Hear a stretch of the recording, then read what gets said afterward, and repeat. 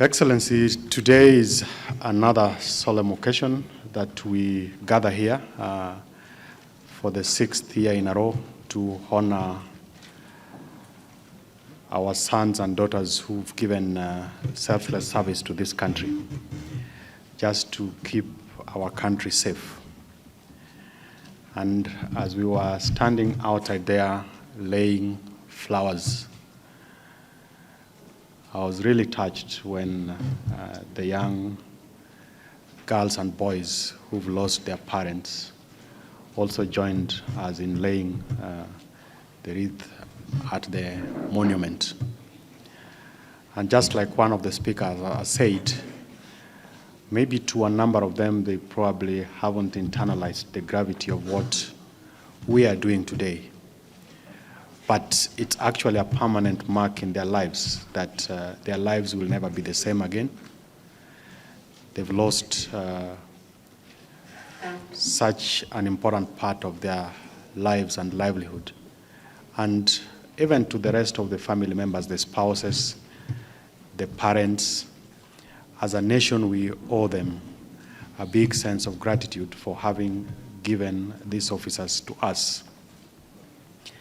And going through the circumstances that some of these officers have had to lose their lives, I think for me it calls on all of us as a country to start to ask ourselves what we need to do to actually honor them in the way that befits the sacrifices that they've made.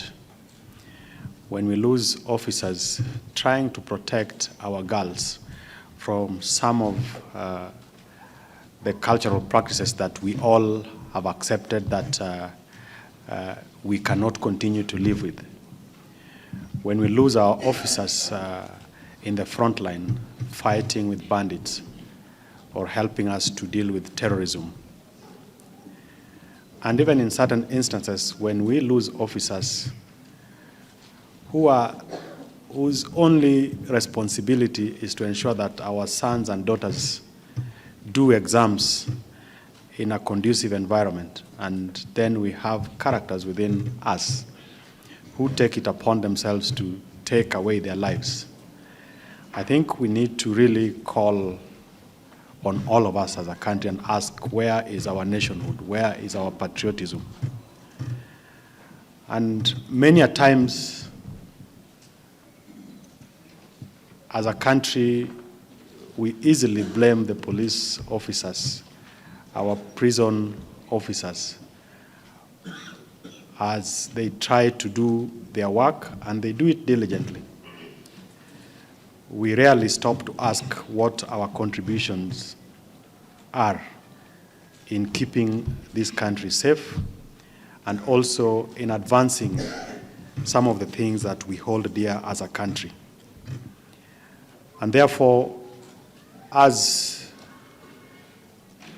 a PS within the ministry that is responsible for keeping the country safe, that is responsible for making sure that we do the best, His Excellency the President made certain commitments, and we are following through on those commitments.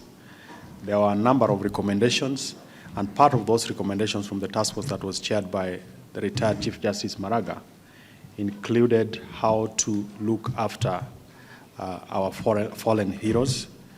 As we speak today, we are in an advanced stage of working on the Veterans Bill, and we have no doubt by the beginning of next year, it will see the light of the day when we take it to Parliament, so that the families of these gallant officers live in dignity, and also we have a much more predictable way of looking after our officers.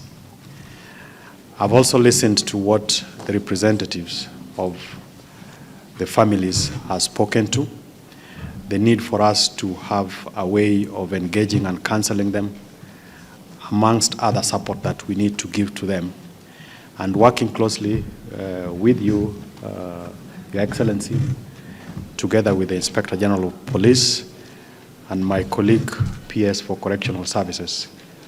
We will ensure that we give them the support and the dignity that is befitting of the families. Your Excellency, without taking a lot of time, is to also appreciate the honor that you've given us, despite your very busy schedule, to come and preside over this important event. With those many remarks, may I ask that we all be upstanding as I invite Your Excellency to address us. Thank you.